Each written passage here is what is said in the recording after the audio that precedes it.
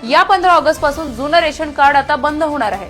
सांगते का बरं, त्यासाठी हा व्हिडिओ शेवटपर्यंत बघा। सर्वात आधी महत्त्वाची बातमी म्हणजे 15 ऑगस्ट पासून जुने रेशन कार्ड अचानक पूर्णपणे बंद होणार नाही। तर काय होणार आहे, कागदी किंवा जुन्या पद्धतीचं जे रेशन कार्ड आहे त्याऐवजी आता QR कोड आधारित असलेलं स्मार्ट रेशन कार्ड देण्याची प्रक्रिया टप्प्याटप्प्याने सुरू केली जाणार आहे। यामध्ये काय असणार आहे तर नवीन स्मार्ट रेशन कार्ड जे आहे ते ATM कार्ड सारखं सुटसुटीत आणि वापरण्यास अगदी सोपं असणार आहे।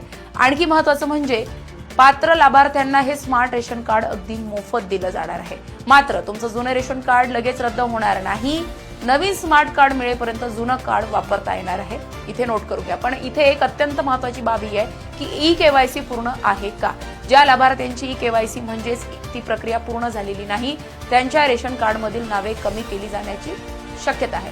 त्यामुळे रेशन कार्ड धारकांनी आपली eKYC पूर्ण आहे की नाही हे तपासून घेणं अत्यंत गरजेचं आहे। विविध राज्यांमध्ये रेशन व्यवस्थेला डिजिटल स्वरूप देण्याच्या दिशेने पावलं उचलली जात आहेत। उदाहरणार्थ तेलंगणामध्ये 15 ऑगस्ट पासून म्हणजे 15 ऑगस्ट 2026 पासूनच नवीन लॅमिनेटेड रेशन कार्डची वाटप प्रक्रिया सुरू होणार आहे।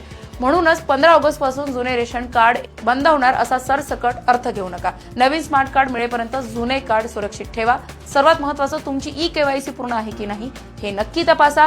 ही माहिती तुमच्या कुटुंबातील प्रत्येक रेशन कार्ड धारकांपर्यंत पोहोचा आणि व्हिडिओला जास्तीत जास्त शेअर करा। बघत रहा GK भारत न्यूज।